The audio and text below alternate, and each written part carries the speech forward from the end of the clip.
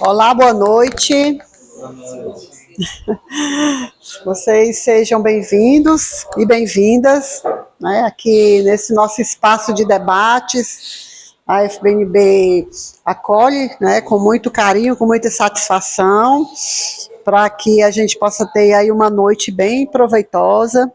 Dizer que a casa é de vocês, que vão estar aqui à frente do evento. Desde já parabenizar pela produção que vocês fizeram, né, e a grande contribuição aí para a sociedade, para a nossa luta. E esse evento ele acontece numa semana muito importante, que é uma semana que nós, do Banco do Nordeste, fazemos uma movimentação em torno do aniversário do Banco do Nordeste, que completa 74 anos, e nós da FBNB que lutamos incansavelmente para que esse banco ele possa cumprir a sua missão, para que ele se fortaleça, para que ele possa ter o seu papel muito atuante na sociedade. Por isso a existência da FBNB, que é uma entidade de luta que há 40 anos acompanha o banco, os resultados do banco e as lutas dos trabalhadores, que também agora em plena campanha salarial temos assim inúmeras pautas que a gente luta, que a gente, né, defende.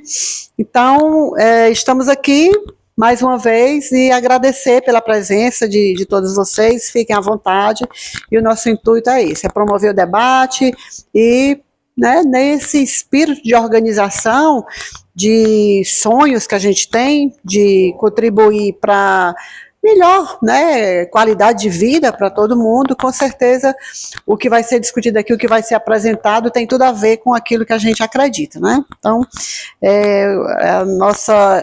nosso desejo, né, que nessa noite esse debate possa nos mobilizar, né, para a luta e para aí os desafios que a sociedade cada dia nos apresenta, tá? Então, obrigada. Não, primeiramente, boa noite. Sim, queria muito agradecer à Associação dos Funcionários do Banco do Nordeste, a Cis, a Rita, todo mundo está aqui, os que não estão também, evidentemente, mas enfim, não é a primeira vez que nós produzimos algo no campo do pensamento crítico, marxista, e contamos com o apoio da AFBNB. Então, a gente queria, em primeiro lugar, fazer esse agradecimento público, né? Eu tenho conversado, às vezes já conversei com a Rita, com a Cis a esse respeito, como você fazer a publicação de textos críticos, de postação marxista, hoje é uma coisa muito difícil, né? Muito difícil. É uma peleja. E muitas vezes a gente conta com o apoio do movimento sindical, né? Olha, um sindicato, outro sindicato, uma associação sindical tem dado contribuições para que isso possa ter êxito, né? Então, eu primeiro queria fazer essa observação e, ao mesmo tempo, esse agradecimento, né? E Rita falou dos 40 anos da FBNB, e a gente estava, essa semana, vendo um caso aqui no Maranguape, né? De um caso de trabalho análogo à escravidão, que foi desbaratado por uma ação do sindicato, né? Ou seja, foi o Sindicato dos Trabalhadores da Construção Civil da região metropolitana de Fortaleza que foi lá e enfrentou o desafio, que não era fácil, e conseguiu desbaratar aquilo ali, né? Então, a importância dos sindicatos, das associações sindicais, a cada passo revela a sua importância, né? Revela a sua importância. Então, esse é um lembrete também que eu gostaria de fazer, porque eu me lembrei aqui, quando a Rita falou dos 40 anos, né, da FBNB, a importância, né, de você ter sindicatos com história, com tradição, com dirigentes sindicais comprometidos com as pautas das trabalhadoras, dos trabalhadores. Então, isso tudo também deve ser levado em conta. E, em terceiro lugar, nós estamos vendo uma conjuntura muito complexa, não só no Brasil, mas no mundo, né? É uma situação das mais difíceis, principalmente quando a gente olha aqui para a América Latina, né? Mais especificamente aqui para a América do Sul, quanto o quadro é um quadro complexo. Nós estamos vivendo hoje uma situação que, com exceção do Brasil e do Uruguai, praticamente toda a América do Sul está sob a hegemonia de grupos de direita, extrema-direita, né? Então, esse é um quadro hoje. E nós estamos às portas de uma eleição presidencial que eu presumo que será muito mais difícil do que a de 4 anos passados, né? Porque agora nós vamos para uma eleição com o Trump na presidência dos Estados Unidos, colocando como objetivo ter seus partidários governando todos os países do continente, né? E ganhou, do ano passado para cá, inclusive, eleições muito importantes, né? Lembrando a eleição na Bolívia, no Chile, no Peru, na Colômbia, eleições foram vencidas por partidários do Trump, né?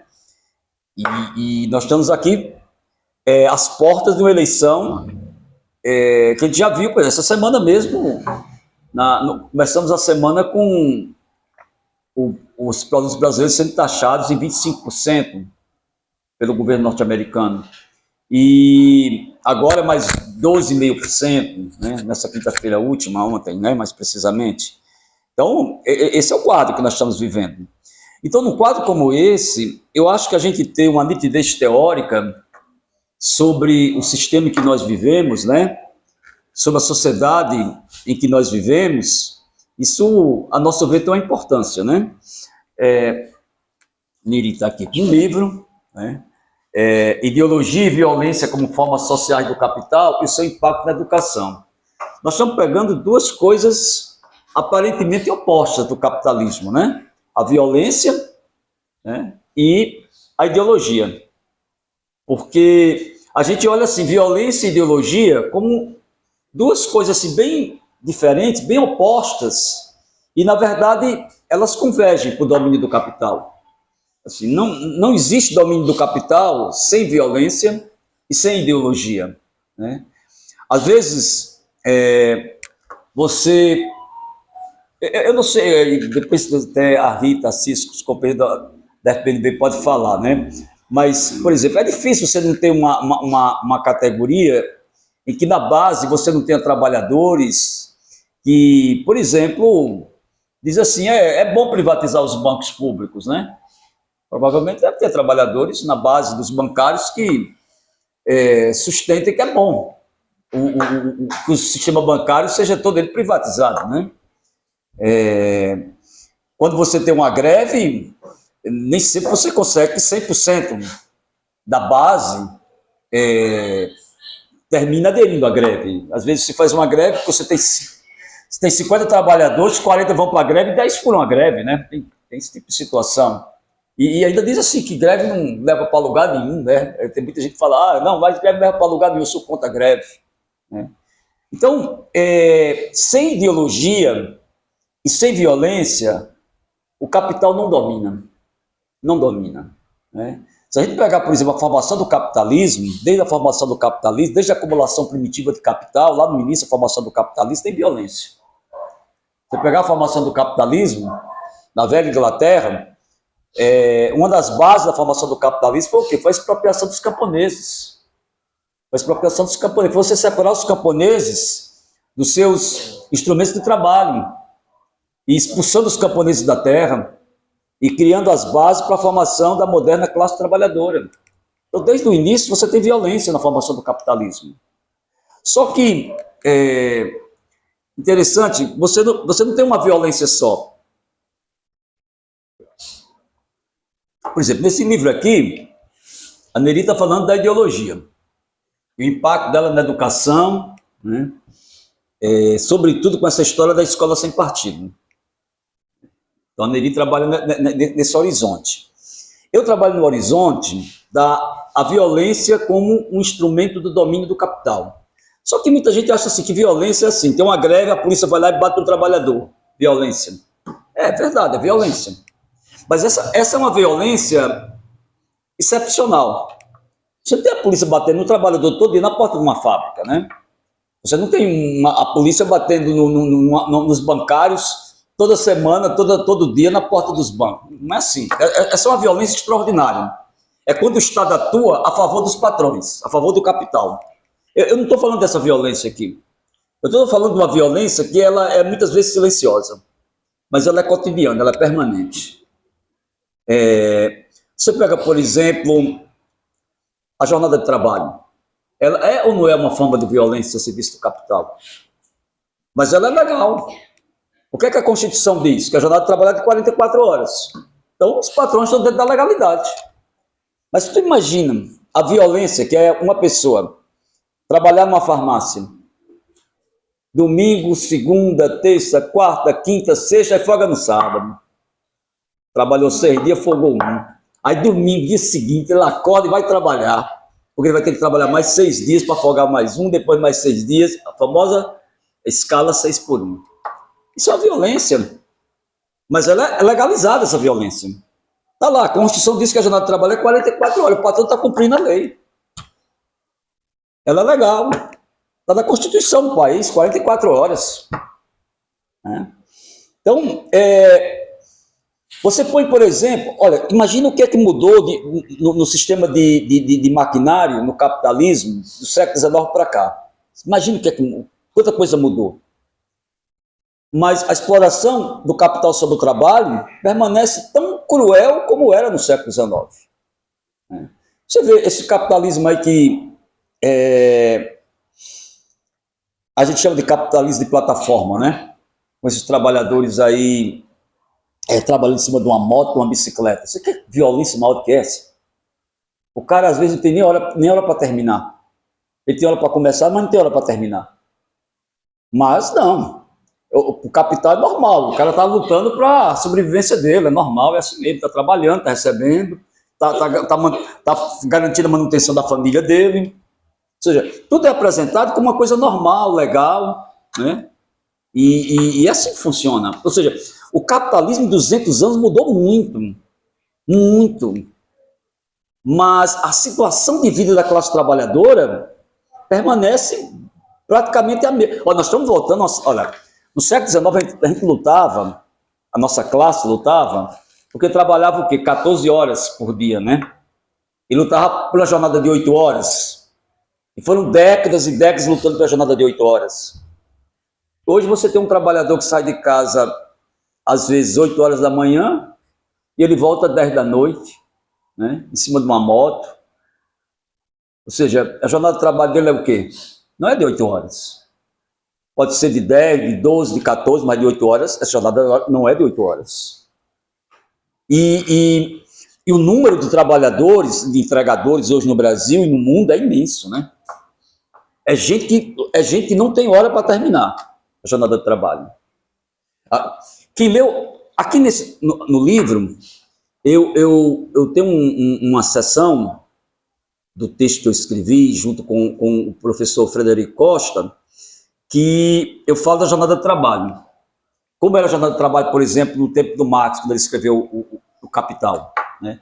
Porque esse texto que eu escrevi junto com o professor Fred é o seguinte: eu peguei o livro Capital, do Marx, e fui buscar lá, nas entrelinhas, o lugar da violência na dominação do capital. Não essa violência da polícia batendo no trabalhador, mas essa violência que é parte do cotidiano da relação entre capital e trabalho. Isso se expressa na jornada de trabalho, isso se expressa na introdução de maquinário, que em lugar de melhorar as condições de vida do trabalhador, piora mais ainda as condições de vida do trabalhador. Por exemplo, qual é a educação que o capital oferece ao trabalhador? É uma educação mitigada. É uma educação mitigada, né? Você vê, no século XIX, era uma... A luta pelo ensino público e gratuito, o trabalhador já fez essa luta no século XIX, e começou a conquistar isso no século XIX. Mas, você imagina o que é para o trabalhador trabalhar 8 horas, 10 horas e ainda estudar, né? E a gente viu agora recentemente, no governo Temer, a reforma do ensino médio. E a reforma do ensino médio era o quê? Era para tornar a educação para o filho do trabalhador, para a filha do trabalhador, da trabalhadora, uma educação de melhor qualidade? Não, pelo contrário. Você vai ver menos história, você vai ver menos sociologia, você vai ver menos filosofia, você vai ter menos criticidade, né? Você vai ter um ensino mitigado, você vai ter um ensino em que você vai saber o quê? Algumas coisas superficialmente e vai atuar no mercado de trabalho, né? Vai atuar no mercado de trabalho, com todas as limitações e tudo mais. Se você for olhar, por exemplo, para os filhos da classe média, os filhos da burguesia que estudam em grandes escolas privadas, isso praticamente não mudou. Eles continuam estudando para entrar nas melhores universidades, né? Ocupar os melhores lugares nas universidades. Muitos vão estudar depois fora do país, etc., né? Mas para o filho do trabalhador, para a filha do trabalhador, a situação é outra, completamente diferente. Então, essas formas de violência não são vistas como violência. Você não tem uma boa educação, não é visto como violência. Você trabalhar demais não é visto como violência. Você não ter tempo para você, para sua família, para sua vida, para o lazer, isso não é visto como violência. Mas são violências que são praticadas cotidianamente pelo capital contra o trabalho. Então são essas violências que são cotidianas, que são muitas vezes silenciosas, que nós desenvolvemos nesse trabalho. Não é aquela violência visível, né? Mas aquela violência muitas vezes velada, né? E que é inerente às relações entre capital e trabalho. O título do livro, ele tentou dar uma síntese do que os dois textos que nós temos aqui procuram dar conta. Ou seja, ideologia e violência como formas sociais do capital e o seu impacto na educação. Que para nós é o seguinte, a ideologia ela é uma forma social do capital. Quando o capitalista diz assim, vista a camisa da empresa, ou se você trabalhar, você vai se dar bem, todo mundo vai se dar bem aqui, né? Eu vou me dar bem, você vai me dar bem, você vai se dar bem também. Ou seja, são formas de sociais em que o capital ele procura se traduzir, inclusive impactando na consciência do trabalhador, né? Esse negócio de você vai para a escola, com todas as limitações que é imposta à escola pública hoje no Brasil, e o cara diz, não, mas você estuda, você vai arrumar um bom trabalho, você vai se dar bem no final. São ideologias que vão sendo construídas, né? Em um contexto de reprodução permanente do domínio do capital, né? sobre o trabalho. Então, o livro, ele procura dar conta disso, da violência e da ideologia como formas sociais do capital. E nós analisamos, sobretudo, o impacto que isso tem na educação. O impacto que isso tem na educação. Qual o impacto que tem na educação você trabalhar muito? Né? Qual o impacto que tem na educação você ganhar pouco? Qual o impacto da educação de você viver o tempo todo cansado, fatigado pelo trabalho? Então, nós queremos saber o impacto que isso tem do ponto de vista da educação. A Neri, no texto com o Eduardo, ela quer, por exemplo, ver qual o impacto que tem na educação essa ideia, por exemplo, de uma escola sem partido. Né? Surgiu a tal ideia de uma escola sem partido. O que diabo é uma escola sem partido?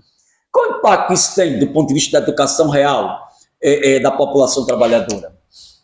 Porque, na verdade, o que eles não querem, de maneira nenhuma, é uma escola crítica. Não querem uma educação crítica.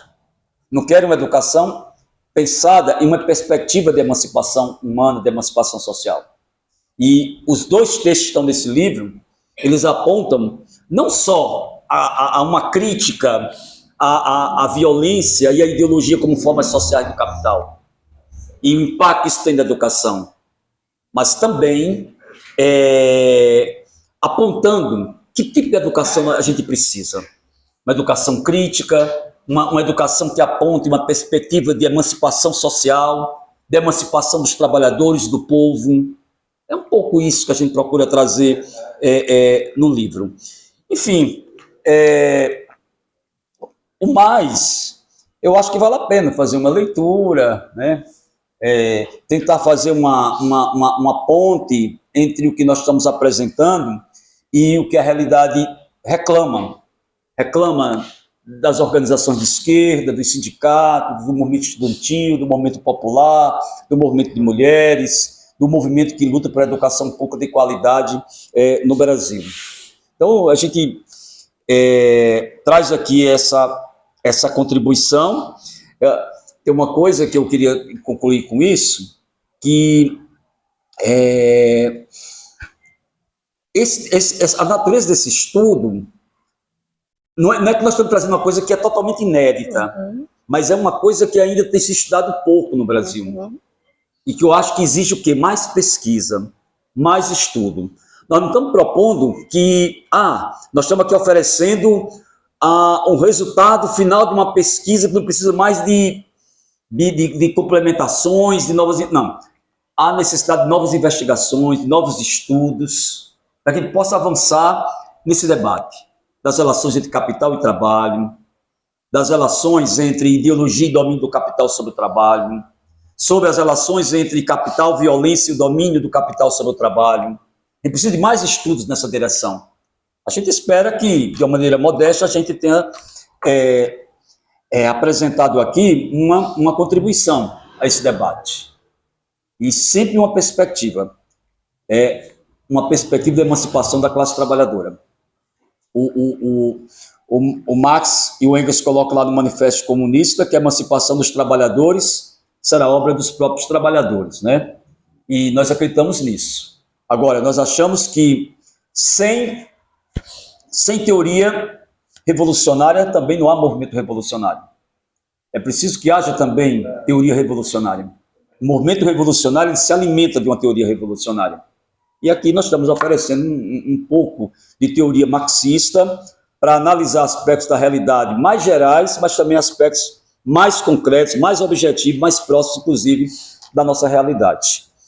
É isso, eu espero que eu tenha, pelo menos, me esforcei para tentar passar de uma maneira mais simples, de uma maneira mais compreensível, o que nós tentamos traduzir nessa obra Ideologia e Violência como Formas Sociais do Capital e seu impacto na educação. O aspecto mais específico da relação escola sem partido, educação, etc., etc., evidentemente a Neri tem muito mais propriedade para falar e enriquecer essa ligeira exposição que eu faço agora, tá?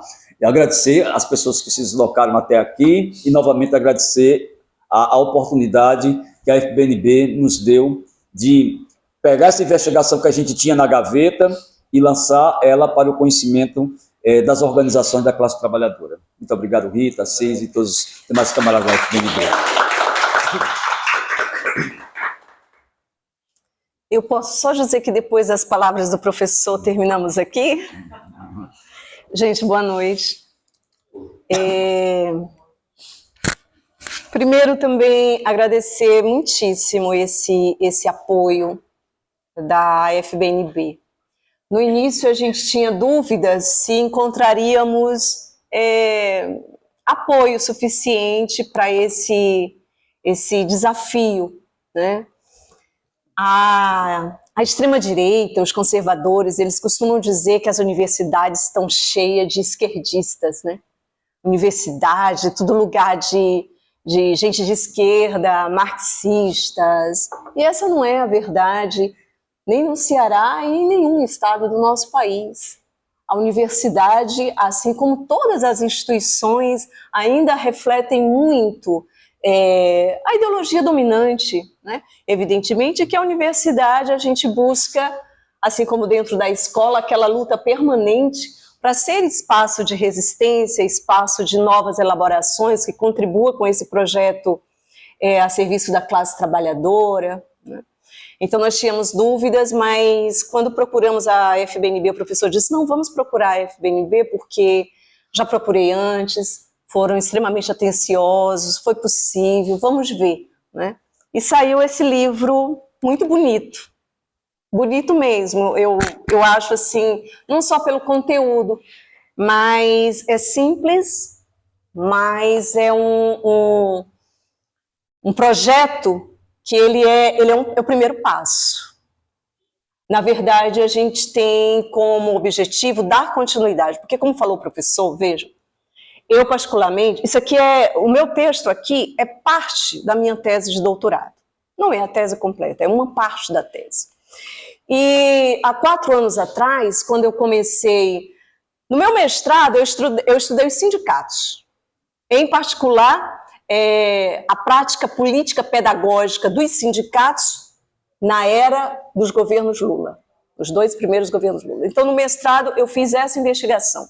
Mas no doutorado, eu estava muito inquieta com esse retrocesso que existe na educação brasileira com a ascensão da extrema-direita.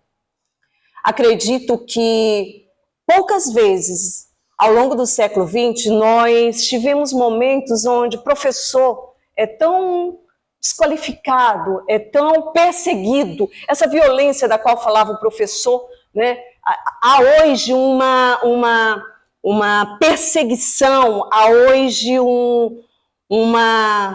é isso mesmo, uma forma de considerar que o professor é o inimigo do seu filho que está na escola, né? Então, assim, a extrema-direita, ela tem um projeto de educação para o país.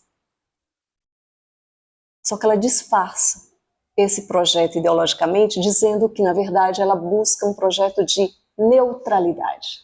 Ela quer uma educação neutra, porque a educação que prevalece no país é a educação esquerdista, é a educação do PT, é a educação, né, dos marxistas. Então, os professores seriam doutrinadores.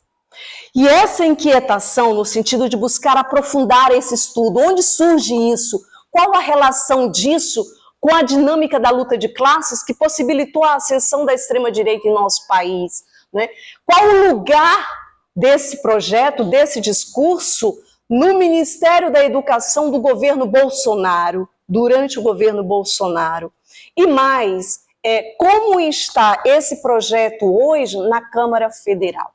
Então, essas inquietações nos levou a fazer uma investigação de 4 anos, e como falou o professor Fábio, aqui é somente uma parte, há muito ainda o que investigar, porque esse não é um projeto superficial.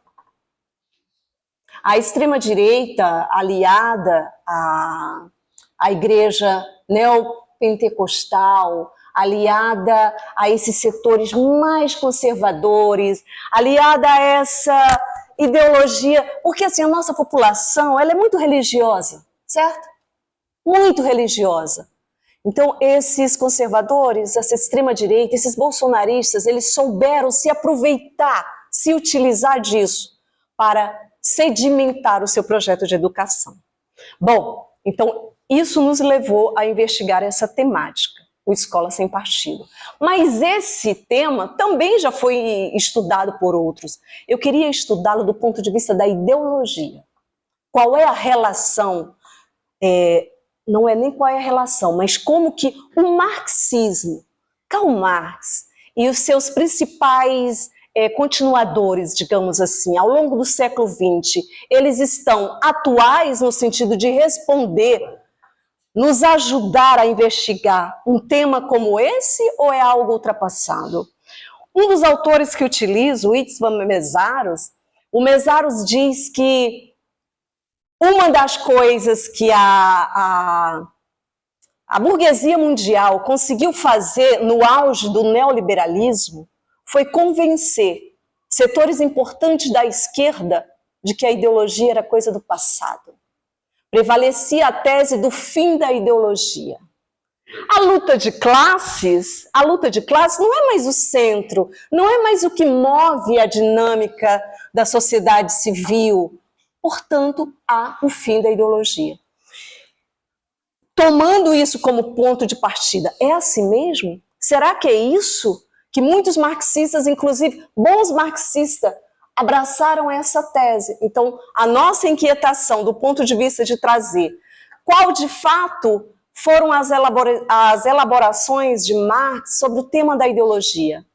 E aí abordamos, vocês vão observar, Mésaros como um dos principais autores marxistas do século XX, que atualizou Marx principalmente depois do fim da União Soviética.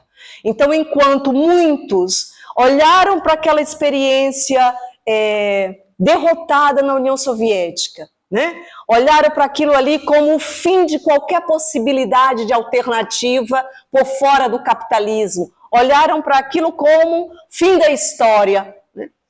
Mésaros olha para aquilo e diz: fracassou um projeto que de fato não era o verdadeiro socialismo, tem muito a ver com derrotas que foram se sucedendo ao longo do século XX em função da política da conciliação de classe dentro do próprio campo da esquerda, e mais do que nunca está vigente a luta de classes e a ideologia.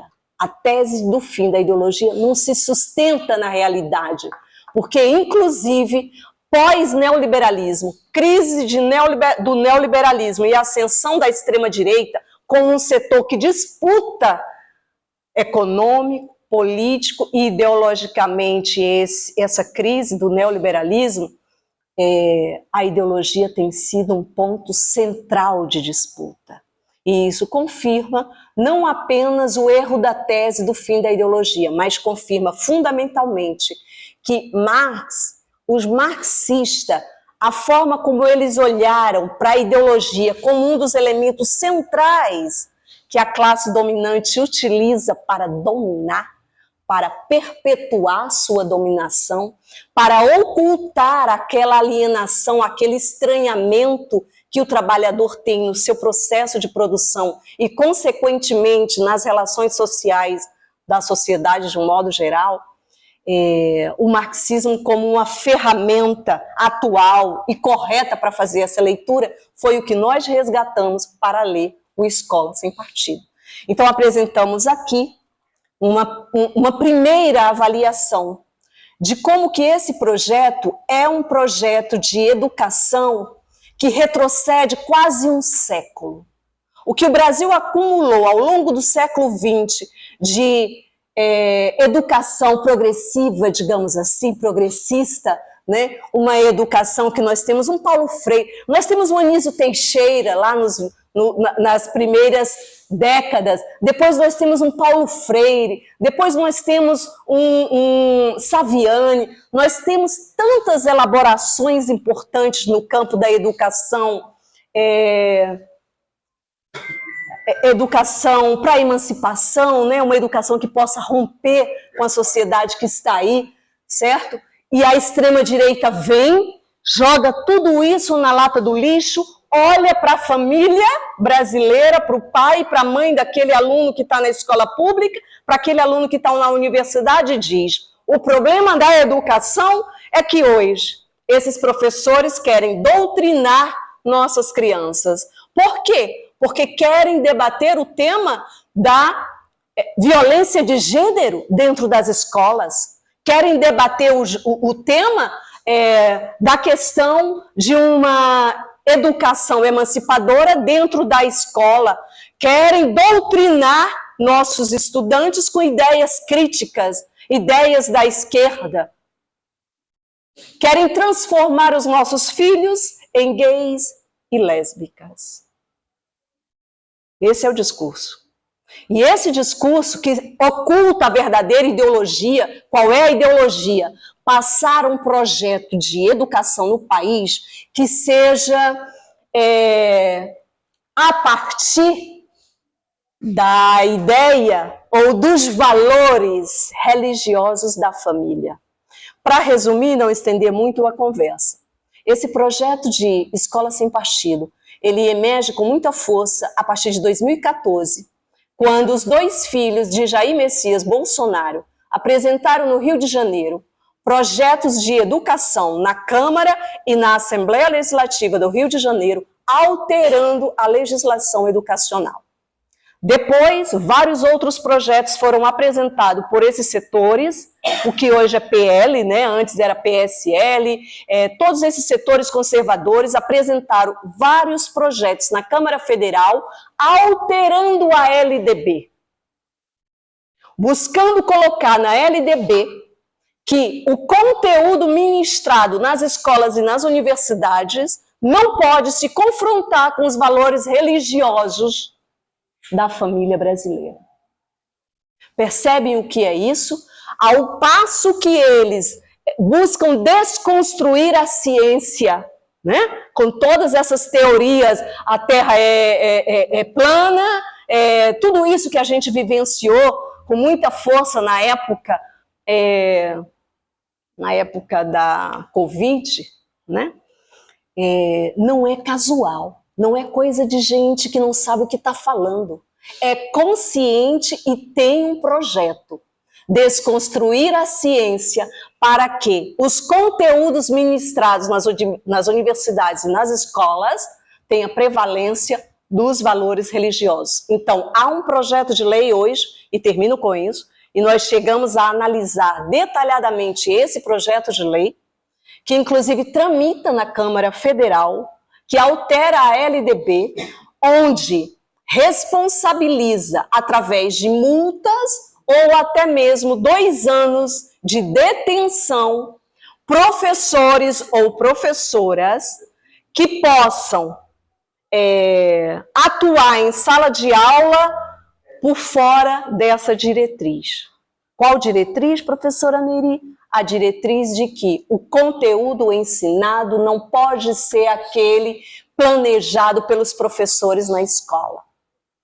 Tem que ser os valores religiosos. Percebe o que significa isso? E eles fazem tudo isso com o manto da neutralidade. Aquilo que o positivismo lá atrás pleiteou, eles fazem agora sem dizer que estão fazendo. Por isso que é importante a tese da ideologia, porque desconstrói isso. A gente vai perceber que o Escola Sem Partido foi uma bandeira que juntou do MBL aos achegados da família de Bolsonaro ao próprio Bolsonaro. Essa pauta, esse projeto não foi secundário na agenda eleitoral que levou à vitória de Jair Bolsonaro em 2018.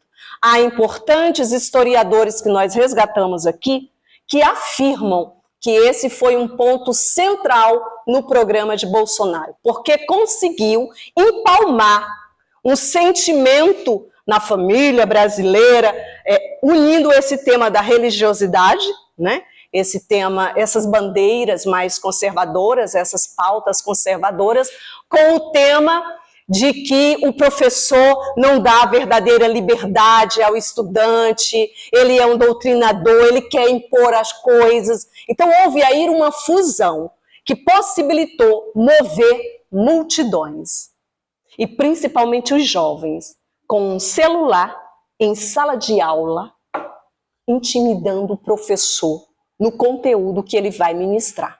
Isso é tão sério e é tão grave, talvez os movimentos sociais, os próprios sindicatos, que já deram muita importância a isso, não tenham dado a devida importância.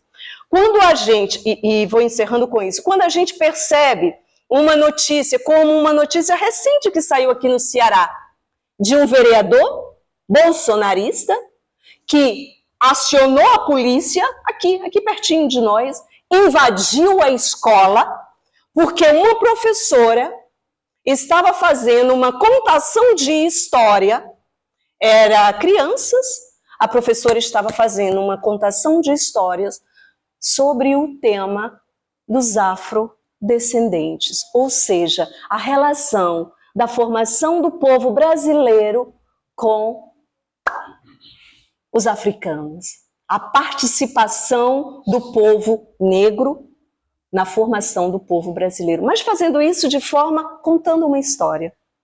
E a professora foi acusada de quê? De estar doutrinando os estudantes, de estar fazendo, vou usar esse termo, macumba, de estar querendo induzir os estudantes à macumba, porque ela estava com a vestimenta de uma baiana. Aquela vestimenta clássica de uma baiana. Esse é um caso, mas são vários outros que nós podemos falar aqui. Então o professor falava da violência, peguemos a violência nesse ritual. Usar a polícia para invadir uma escola porque as crianças estavam recebendo uma contação de história baseado no que a lei brasileira ampara, que é a lei que nós já temos de garantir o estudo das questões afrodescendentes na educação brasileira. Conquistas que nós já temos que eles querem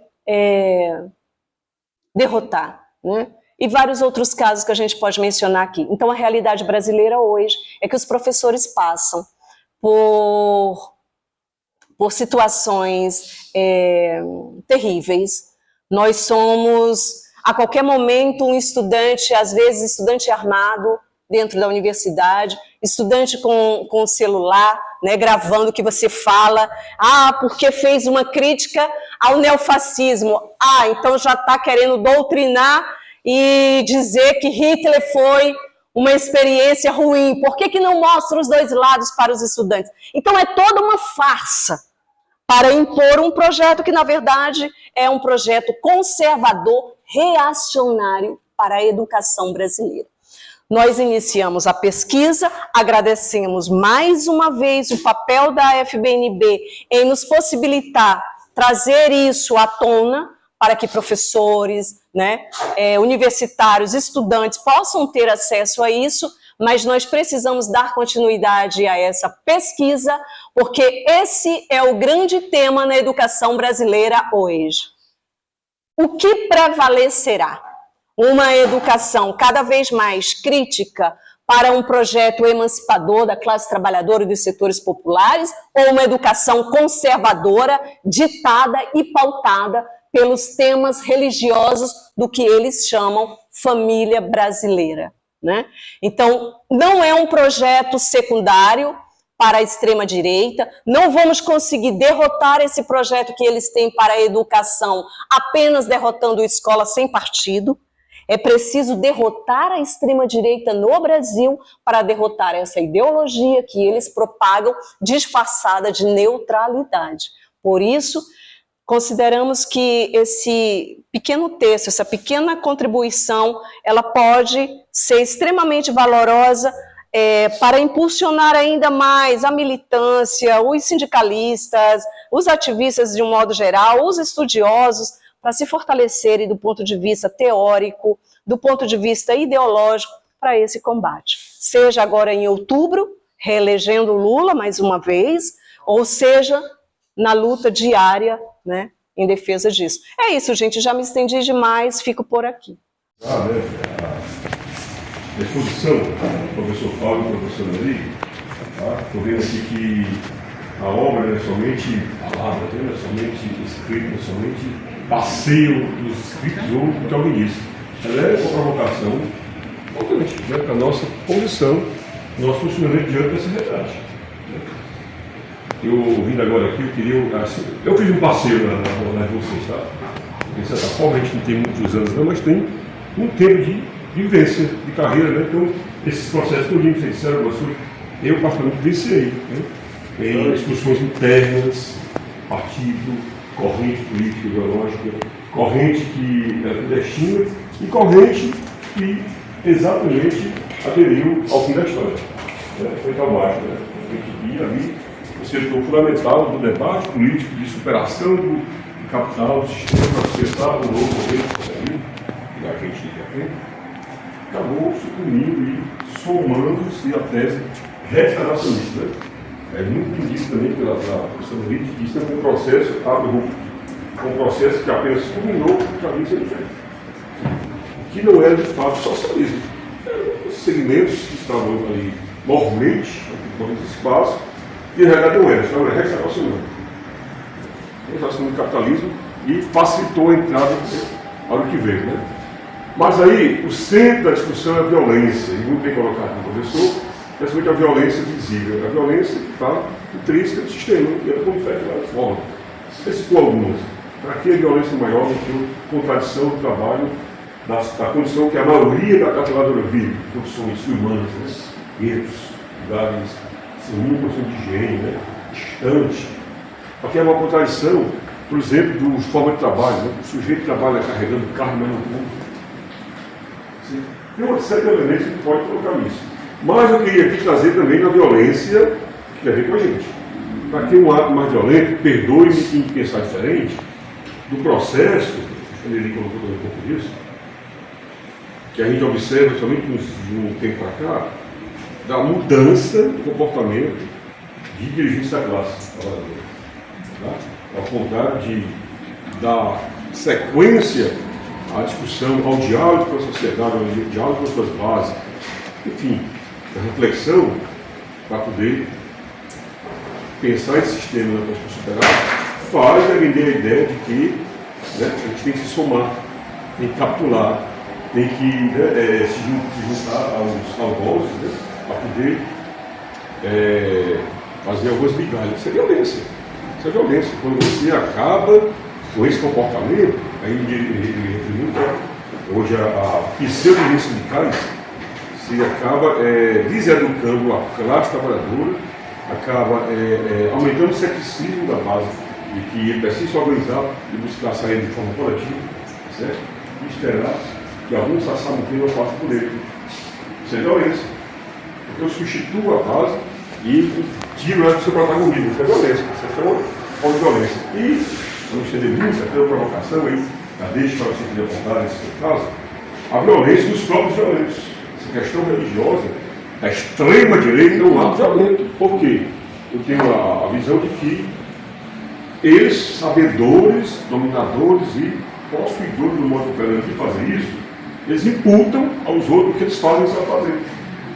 Porque a partir do momento que você diz, professor, doutrina, é porque eu faço isso. Tá certo? O que é, por exemplo, hoje, os cultos das igrejas das igrejas religiosas? Doutrinação. Se você parar para ouvir parte do que esses cordeiro, uma linguagem bem religiosa da igreja, esses lobos impérios de cordeiro fazem nas suas pregações de doutrinação. Tá certo? Doutrinação. O Assis uma vez me disse, se permite eu citar o fato, uma pessoa da família dele, tempo atrás, foi justamente no bolo do processo de discussão do golpe da Dilma e depois do processo que você fez, esse processo de 14 até 18. Né? Assis marcou aí uma conversa com o parente dele e ela o convidou para ir numa igreja que ela faz parte, ela estava lá, o Assis foi. E ao chegar lá, o Assis disse que ela ia esperar um pouquinho, que ela estava participando de uma pregação lá. O Assis, ao esperar, ficou ouvindo. Disse que era doutrinação pura. Era pancada da Cuba, pancada da Venezuela, pancada dos comunistas, pancada da educação de doutrina e dominação. Os caras são violentos e têm a forma de como dominar a sociedade, passar essa mensagem, convencer, evidentemente, que é um instrumento para isso, porque tem a estrutura tecnológica, os próprios espaços em que dialogam com os seus fiéis, aí, os seguidores, né? Mas fazem, e ela contou muito bem, com a visão de que são neutros, que não estão sendo violentos. Certo? E o negócio é tão bem enraizado, eu quero puxar agora já para depois, já do que veio pós-Bolsonaro, né? Não a figura do Bolsonaro, mas o que representou aquele modelo do governo dele, e agora de forma tão violenta que nem mesmo toda a desgraça que o governo causou ficou evidente, porque só quem não conhecia que comprou, mas quem não conhecia que comprou, mas vivenciou, sofreu e penou. Mesmo assim, acho que é bom. Prova disso é os índices eleitorais que esses caras têm hoje. Porque na sociedade tivesse mínimo de liberdade de consciência, esses caras estavam já extirpados de qualquer possibilidade eleitoral. Né? Então é um negócio violento. Então a gente não pode entender isso como algo normal. Né? O normal. E que ela tem razão, que qualquer possibilidade de superação, ele não vai se exaurir por eleição. Né? A eleição é um momento que se tem que jogar para a sociedade. Desde que os autores desse processo também tenham uma visão, diria assim, consequente desse processo, não somente como princípio. E para encerrar aqui nesse momento, eu queria deixar assim, né? Acho que ela tocou um pouquinho disso, né?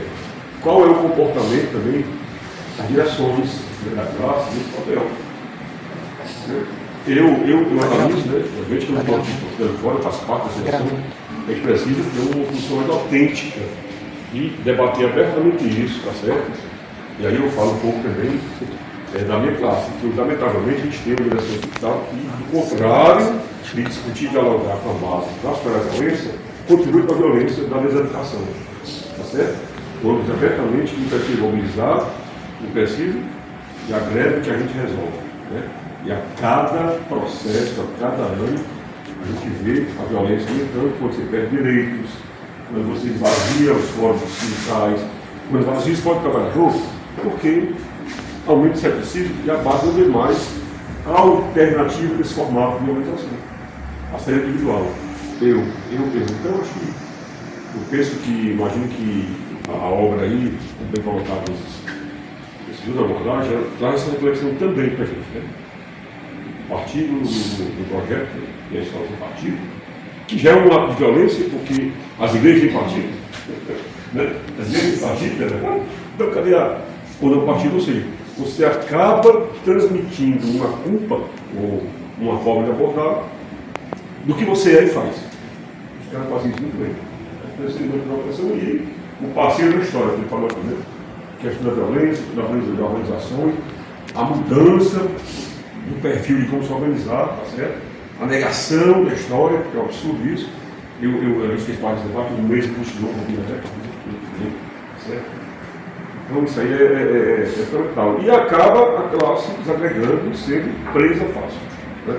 Porque ela também deixa de lado, né? Ela não tem a capacidade, a condição de interpretar, de analisar e se reconhecer como classe, né?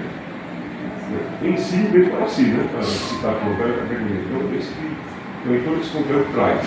Mas, para encerrar, eu não posso deixar de dizer ou de expressar que eu imagino que isso não foi obra somente de quem assim pensa. Houve uma dose cavalar de permissão para isso também. De quem tenha a vivência de fazer o diálogo e fazer o protocolo. Assis. Boa noite a todos os presentes.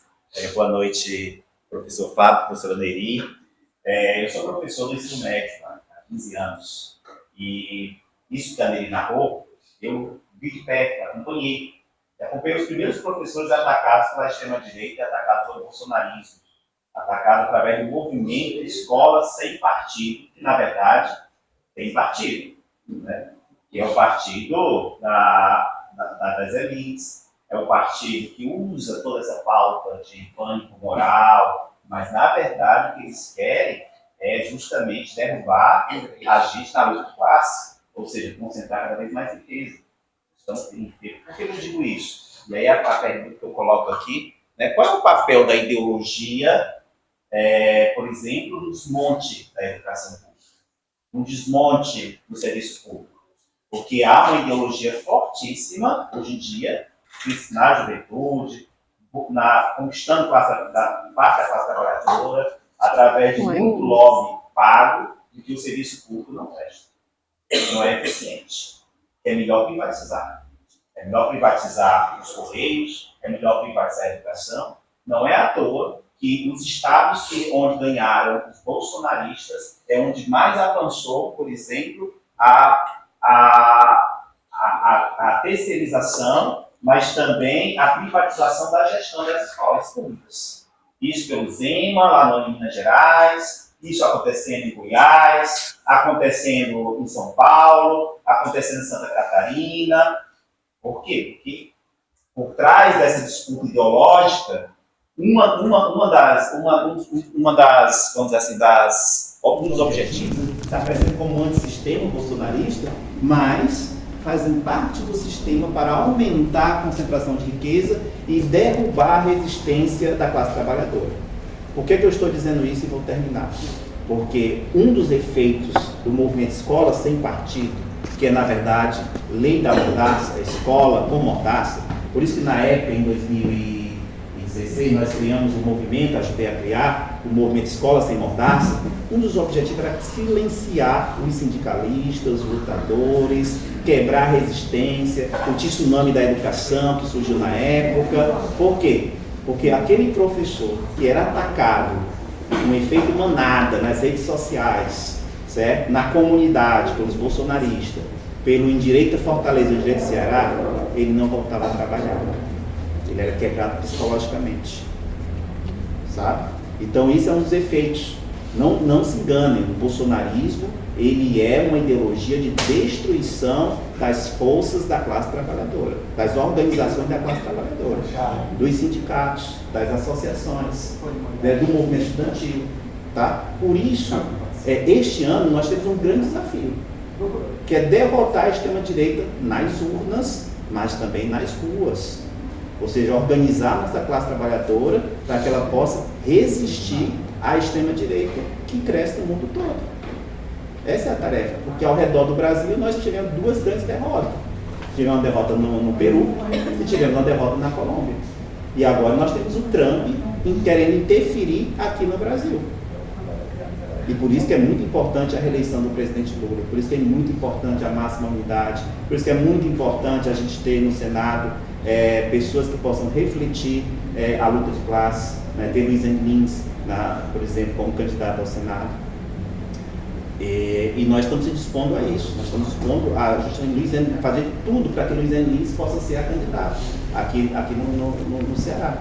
Por quê? Porque nós precisamos, de alguma forma, ter um Senado e um Congresso mais favorável. Ter um primeiro deputado federal, pelo pessoal, por exemplo. Então, e claro que isso não é suficiente. Como foi a forma que a gente resistiu nesse período, e realmente eu termino. E não foi fácil. Mas foi justamente o local de trabalho, aqui transferindo aqui por agência, né? A gente organizando os trabalhadores a resistir à extrema-direita, conversando com os professores, como é que a gente ia dialogar em sala de aula, como é que a gente ia tratar os alunos, como é que a gente ia fazer se a escola fosse atacada, como é que a gente ia fazer os nossos planos de aula para poder, quando chegar, estar tudo de acordo com a lei e assim a gente poder não ser retaliado. E principalmente, quando tinha um PL na Câmara Municipal, e a gente enfrentou a doutora Silvana, que está aí junto com o Ciro, por exemplo, e nós enfrentamos, que ela queria aplicar o Escola Sem Partido como lei estadual. Nós organizamos professores e fomos para todas as audiências. Nós chegamos aí, gente, para Baturité. O Eduardo Bolsonaro estava lá, esse mesmo Eduardo que está lá nos Estados Unidos, operando contra o Brasil. Ou contra o Brasil, com o Tariflávio, né? E nós fomos, alugamos uma van e fomos lá para poder ajudar a comunidade, para poder derrotar o PL que estaria passando lá naquele município. E conseguimos derrotar. Então, assim, não está fácil, mas é preciso que a gente tenha muita força, muita resistência e muita confiança na classe trabalhadora para derrotar de vez a extrema-direita. É isso.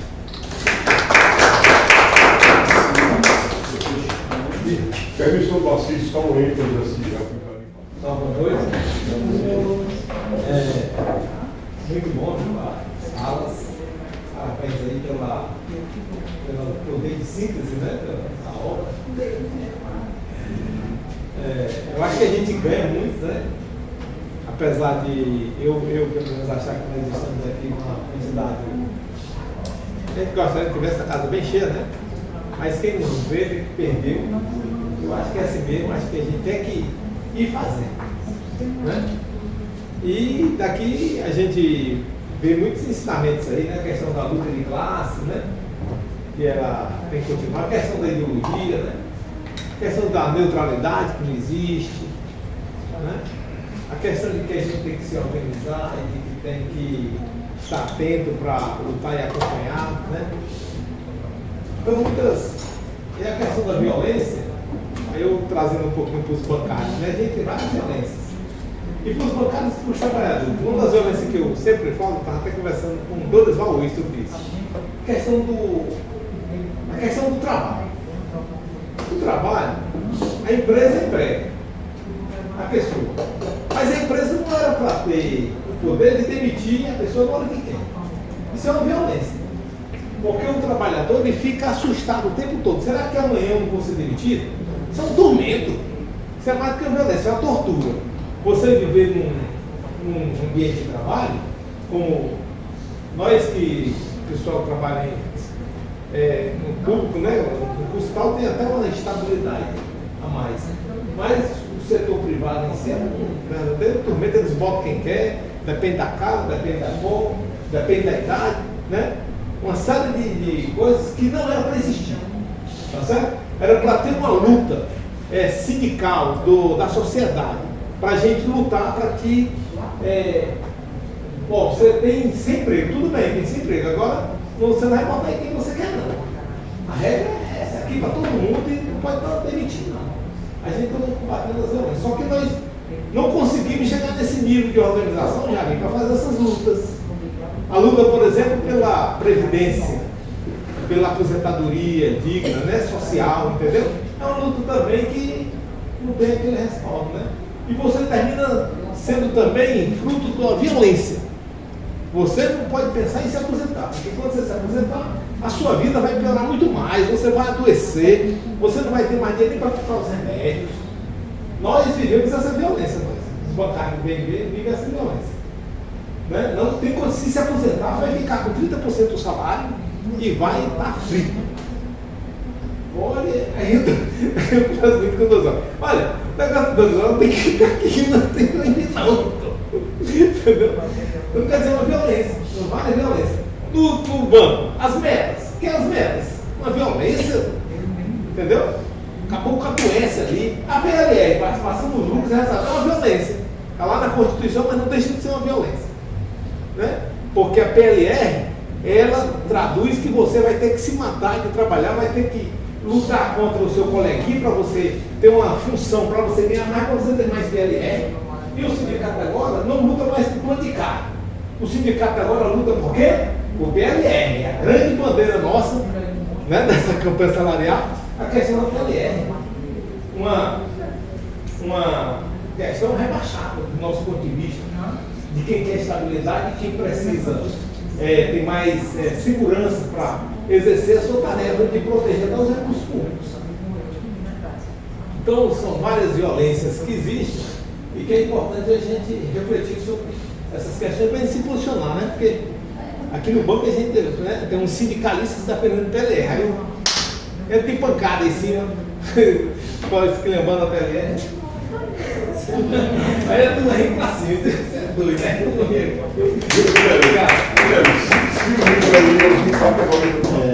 Eu digo que eu considero um livro um filho meu. Tem uma outra do livro, eu acho que Ariano Suassuna tinha razão quando ele disse: eu não vou me deitar numa cama e ficar pegado no computador. Eu acho que o livro é para criar um livro. Tanto que eu estava dizendo a Assis, eu vou fazer uma biblioteca que eu moro no sítio. Uma parte da biblioteca é literatura, outra parte é filosofia, outra parte é crianças. Vou ficar cadeiras. E eu me proponho, que eu sou oriundo da educação, a ajudar naquilo que tiver ao meu alcance. Eu sou cria da ditadura militar, nasci na ditadura. Infelizmente, aos 13 anos de idade, eu ajudei a invadir. Havia as invasões quando o povo não suportava mais a fome. E eu ajudei a invadir os grandes supermercados que tinham na minha região. Ele disse: chega onde vai o menino, eu no meio. Eu não sei se aquilo era algum. Eu acho que alguma coisa já corria na minha vida com relação às injustiças que a gente enfrenta, né? Aí estudei muito dentro da ditadura militar, professores que me ensinavam a educação moral e cívica, organização social política no Brasil, mas só na visão deles. Mas aí o que eu quero eu não gosto de tomar muito tempo, teve um vereador aqui. Em Natal nós temos quase uma Câmara completa. Tem uma vereadora lá em Natal que tem sofrido ataques violentos. Né? Essa vereadora, parece que os ataques dele vão servir para transformar ela numa deputada. Lamentavelmente eu acho que eles ajudaram. Mas assim, o que eu quero dizer é isso. O que é que tem? Eles uberizaram 1000 professores com o apoio da Câmara Municipal de Natal, chamando eles de contratados, de estagiários, disso e daquilo. O Ministério Público está tendo uma interferência para tentar corrigir essa aberração. E estão lá. Tem um prefeito conservador que tomou conta lá do mercado público de direita, extrema direita, neofascista, né? E estão preparando agora novamente um governo, né? Que também é ligado a toda a parafernália de gente que não tem nenhum compromisso com a pessoa humana, não tem nenhum compromisso com o social e querem preparar a capital natal, que está saindo do governo do PT agora, no final do ano, preparar eles para fazer um governo à moda deles, né? Sobre, professor, eu acho interessante uma palestra dessa sobre o livro, eu acho interessante a palestra de vocês, porque isso desperta muito mais a leitura da gente. Eu li, eu já iniciei uma repaginada desse livro, e o termo escola sem partido, ela tem um valor muito grande para ser estudado. Se fosse fazer uma palestra hoje aqui, eu acho que daria para a gente ficar a noite toda aqui conversando sobre isso. E além do mais, a extrema-direita, no Rio Grande do Norte, eu vou só para encerrar, está denegrindo a imagem da universidade. Que universidade é essa? Portanto, fake news de alunos com alunas, de pessoas nuas, isso, aquilo. Eu estudei, eu sou querido da Universidade Federal lá do Natal, do Rio Grande do Norte, durante uns 2 cursos que eu concluí, que eu fiz lá. E nunca vi essa coisa tão violenta que está sendo pregada hoje contra as universidades, né? Mas, para encerrar, dizer que estamos de parabéns todos nós, vocês e os que deixaram de vir, porque vão adquirir o livro para ver se atualizado. Obrigado. Boa noite, sou o Andrés, estou bem disfarçado de nerd aqui hoje. Bem, eu queria parabenizar o trabalho desenvolvido pelo Fábio e a Neri, porque eles apontam numa direção que vai na contracorrente do que a gente tem aí, né? É um grande desafio lançar um livro no Brasil. É um desafio tremendo. E aí já parabenizar a ousadia e a coragem também da FMB de estar aqui, colocando esse espaço também, ajudar sempre nesse processo. Porque são livros que são contra-hegemônicos hoje em dia, com a música extrema-direita. E digo mais, digo que o livro não é uma narrativa, nem muito menos um discurso, né? Não é uma narrativa porque os autores que defendem a narrativa não tomam posição de classe, e muito menos querem destruir o capitalismo. Não é um discurso porque o discurso é diluído, é um micropoder diluído, que se ausenta do Estado.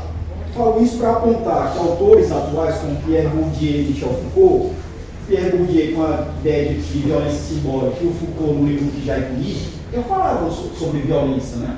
São muito citados. Mas da forma como o Fábio e ele apresentam, é pouco trabalhado. E não existe violência maior nos apontamentos propostos aqui do que a extração da mais-valia, gente.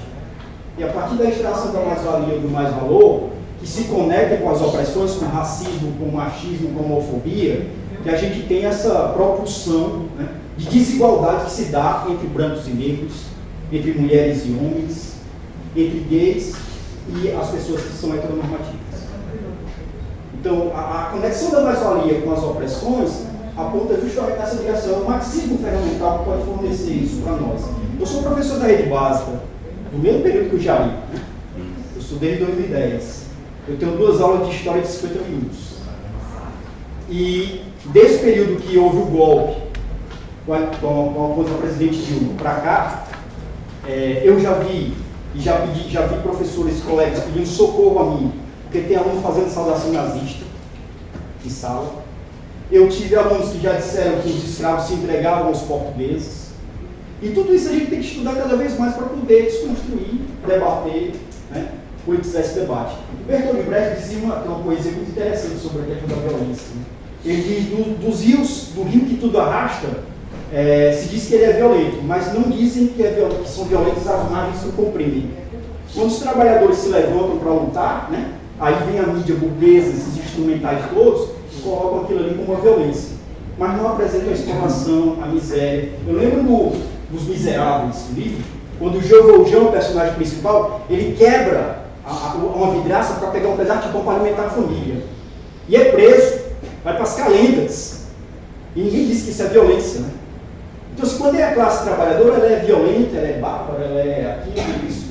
e quando é a burguesia, não. Né? É a reação da burguesia. Há uma outra coisa que eu queria mencionar, né? Que eu acho importante. Né? Escrever, elaborar teoricamente, ela demanda um esforço muito grande. Eu acho que o trabalho que ele desenvolve aqui, ele é fundamental, precisa ser lido por nós. Porque eu tenho enfrentado isso na escola. Veja, escola sem partido, ele pode ter acabado em alguns locais, mas a ação de escola sem partido, o modus operandi, ele acontece com os estudantes. Eu tenho diversos estudantes que ele tem orientação. Eles recebem orientação. Eu tive um estudante, ele estava com outro professor de história, o mestre Fábio conhece, o Edilson, ele estava gravando o que o Edilson estava falando com ele. Ele estava gravando, eu disse, você está gravando o que eu estou falando com você.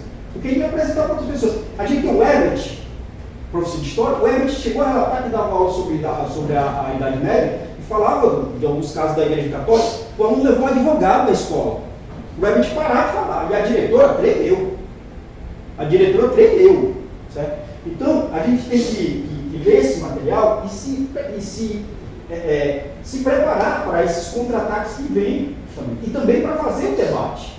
Eu tenho falado com os alunos, olha, a gente usa as leis para mostrar a nossa liberdade de cátedra como professores, e usamos também os próprios conteúdos do livro didático para mostrar, está aqui no livro didático. Então ele não deixa de ver o Adam Smith comigo, mas vai ver o Marx. Vai ver o Marx. E vai ver o Marx de uma pessoa que ele sabe. Eu não escondo isso com ninguém. É marxista. Certo? Porque eu não encontrei no ferramental na história, nos cursos de história, de sociologia e de filosofia, que apontasse nesse sentido. Eu encontro teorias muito ricas para explicar a realidade, mas que não se posicionam a favor da classe trabalhadora muitas vezes.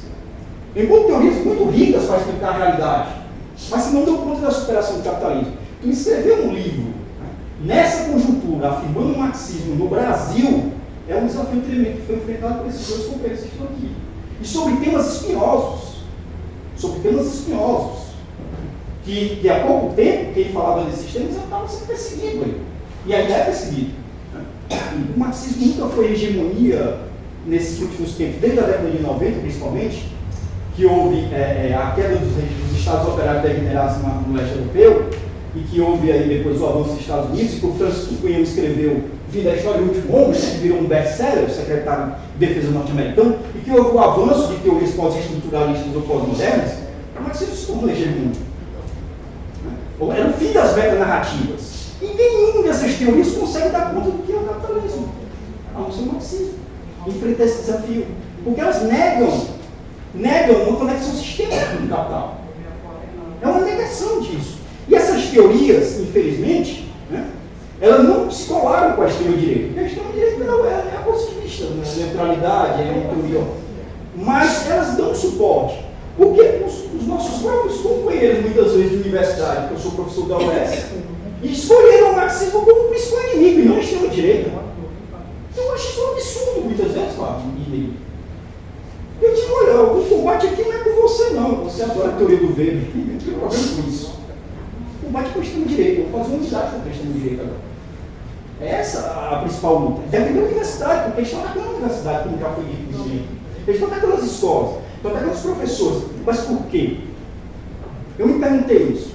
Sabe qual é a primeira trincheira que embarreira o avanço deles?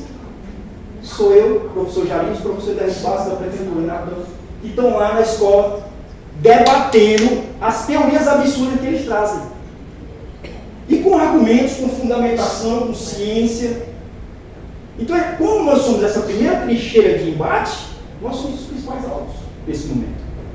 Porque quando, infelizmente, não são todos que se digam, mas quando alguns pastores começam a afirmar que nós não podemos discutir a teoria do Big Bang nas escolas, só o criacionismo. Eles começam a afirmar isso para os estudantes, que nós começamos a apresentar essa teoria, é um choque que se dá na realidade com eles. É a contraposição, ainda que sejam 2 aulas de 50 minutos, ainda que seja uma aula de 50 minutos. Eu acho que por isso os professores foram escolhidos também. Isso não é novidade, veja só. Quando a extrema-direita ela quis dar golpe nesse país, ela sempre fez ameaça comunista. Em 1937, Plano Cohen, vou lembrar aqui, Vargas, golpe, a partir das cartas falsas. 1964. O João não era comunista, gente. O João não era comunista. Todo o contexto do anticomunismo que já existia no Brasil influenciou também o golpe de 64. E agora mais uma vez. Então, os professores, na ditadura militar, os professores foram perseguidos, principalmente os que eram de história e geografia. E na ditadura militar, isso fala, Florestan Fernandes foi exilado. Paulo Freire foi exilado. Não posso nem dizer que Paulo Freire estava lendo marxismo, mas fazia uma crítica a isso, né? Ao que era aquilo. A construção dos movimentos de educação popular. Então, nós, professores, temos um desafio muito grande. E para quem é professor e militante, né, e está a favor da classe trabalhadora, as coisas são mais difíceis ainda, não são mais fáceis. É por isso que a gente precisa disso aqui, ó, desse espaço de solidariedade, de luta e de debate entre nós. Esse aqui nos fortalece também. Esse aqui é um ponto importante.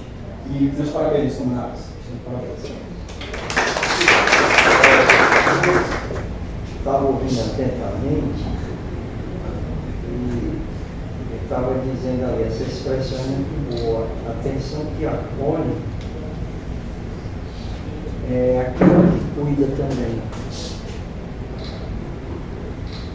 E essa questão do medo,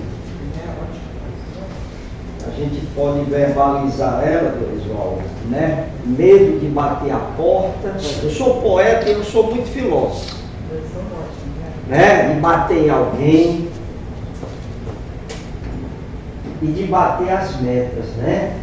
E hoje quem não bate a meta nas empresas são postos para fora. Aí a gente volta para si, aí lembra, fazendo uma retrospectiva, quando eu ainda era menina, eu estou com 66 anos, eu ingressava no banco, tinha que comprar um açúcar para uma determinada pessoa, e o açúcar, professores, eu tenho 2 irmãos professores e um cunhado, o Alcides, que é muito conhecido no meio de vocês. E o açúcar era escuro na época e a senhora quase me tomou aquele expediente para troca desse açúcar. E eu me questionava agora, eu digo, será que está inserido nessa discussão, essa questão do medo de bater essas metas, de bater o carro, de bater, mas se eu não atingir uma luta, porque eu não posso comprar um carro, eu não vou bater esse carro nunca. Eu sou muito filósofo, para vocês entenderem, é meio caprichoso. Então a gente tem que entender essa unidade. A que ponto nós vamos? Será que vamos ter que derramar sangue? Eu já vi alguém me dizer, mas aí a gente lendo, às vezes, o professor Alcides sempre me assiste, me traz mate e tudo. Eu não via essas histórias de derramamento de sangue. Mas nesse capitalismo selvagem, vai ter uma eliminação para poder vencer os séculos aí que vem. Porque desde a minha época eu já ouvia essa história desse arrimo de família que perdeu a mãe com 15 anos e que tem que ficar calado. Então esse medo ele está inserido numa série de situações e que os professores têm que clarear mais na questão do medo. Eu vou lançar um trabalho, vou convidar um grupo de pessoas e essa mídia direitista vergonhosa, qual o espaço que vocês têm para a burguesia de mostrar que nós não podemos ficar calados. Depois de tudo aí, né, televisionado, como qualquer um entenda, qualquer um, e a Rede Globo é isso, não informa, né, não deixa o pobre falar uma realidade através de uma poesia e de uma verdade, né, que eu tenho muitas. Então, vocês têm que levar essas indagações a que ponto as escolas, as universidades, elas vão abrir mesmo a mente, corajosamente, tirando esse medo. de bater essas metas, de bater o carro, de bater o que tem um bocado de bater aqui, de bater a porta, né? Na cara do freguês, não é bater na professora, eu quero deixar isso bem claro, nem do professor. E é hoje o que nós vimos. E o advogado, como foi falado aqui, já estava lá para processar o aluno. Eu me lembro que eu li isso numa matéria. Então nós temos que ter não esse cuidado, mas saber persuadir, saber trazer essas pessoas para o nosso convívio, para o nosso meio, sem poder dizer que tenha medo do filho do... Não, porque está aí o Lula querendo todos esses direitos iguais, sem nenhuma... É uma luta, se é uma questão política, só quem sabe é ele, Deus e o travesseiro. Mas eu quero deixar bem claro essas situações de muita reflexão, porque muita gente diz, é do Banco Nordeste, não. Muita gente aqui tem origem e passou por situações que ainda hoje assiste um semelhante sem poder muito fazer pelo semelhante. E às vezes a gente diz, vixe, eu conheço toda essa história, já passei, e o que eu posso fazer mais por alguém ou por aquela pessoa e tudo. E a gente vai levando e a velhice vai dando continuidade a isso.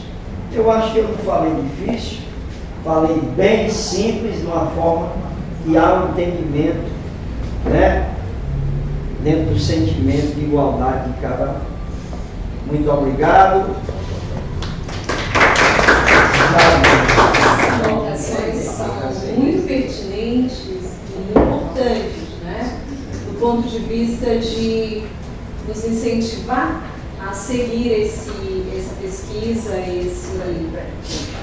essas temáticas, né? E com certeza tem muito ainda para a gente realizar coletivamente, certo?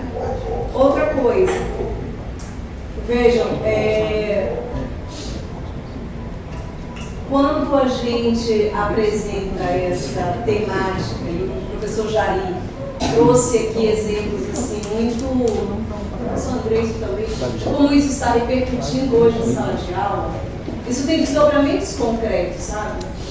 A gente tem uma quantidade de professores hoje extremamente adoecidos, afastados da atividade e, pasmem, pela primeira vez no Brasil, é um país que chama-se agora, entre aspas, nós vivemos um apagão de licenciaturas, um apagão de professores.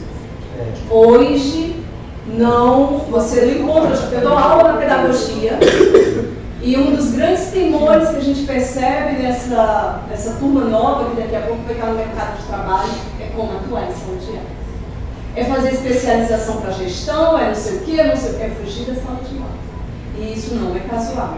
Então, acho que a violência, o tema do medo, tudo que perpassa o que nós abordamos aqui, como ser enfrentado, né? Veja, vou dar um exemplo concreto aqui para vocês, pegando a história aqui do livro. A extrema-direita, quando criou esse projeto da Escola Sem Partido, uma das coisas que eles atacam para convencer pais e jovens, né, de que a atuação dos professores é algo muito ruim, doutrinador e tudo mais, é que eles dizem que o professor está em sala de aula falando sobre ideologia de gênero. Então, na lei que está em Brasília, tramitando em Brasília, um dos pontos da lei é impedir o professor e a professora de debater, de abordar a temática de ideologia de gênero em sala de aula. Aí eu pergunto, nós temos índices inéditos de feminicídio. Nós temos índices inéditos de violência a crianças. Estupro a crianças, todo tipo de violência que a gente possa imaginar aqui. E aí, a proposta deles é que a lei educacional impeça o debate de ideologia de gênero. Que, na verdade, o que é o tema da ideologia de gênero? Na verdade, ideologia de gênero não existe. O que nós, professores, queremos é debater a temática gênero, fazer o alerta, preparar as nossas crianças, os nossos jovens para enfrentar isso. Enquanto eles estimulam o movimento Red Pill, enquanto eles estimulam nas próprias igrejas, nos comitês que realizam e na internet um movimento consciente de violência às mulheres, de forma exacerbada, e você tem jovens que participam de estupro coletivo de uma outra menina, que vai com a camisa dizendo: não me arrependo de nada. Fiz e não me arrependo de nada, temos que fazer. Vocês percebem o movimento? Então, o grau de violência, né?